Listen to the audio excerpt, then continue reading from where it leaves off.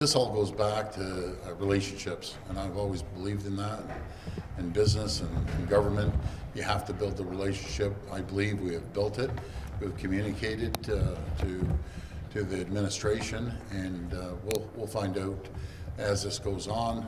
We'll be in contact with the administration and have a conversation with them as well. We're working closely with our federal government. I had that conversation earlier this morning with Prime Minister Carney, and what I've seen so far, I really don't want to comment because I'm really hoping it's positive news, but as we all know, that can change hour by hour, day by day.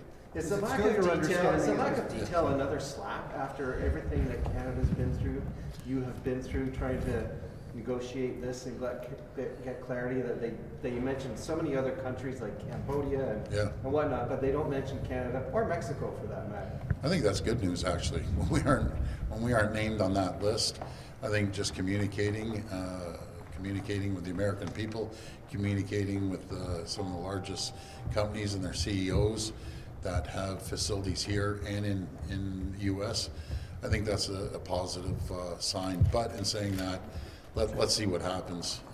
This can change again, hour by hour, day by day. But Premier, 10%, if that's what it is, you take the president, and 25% or whatever the carve-out is for autos, 25% on parts or the whole thing. That's still absolutely devastating for this province's economy, isn't it? If it was 25% and 10% on top of that, yes.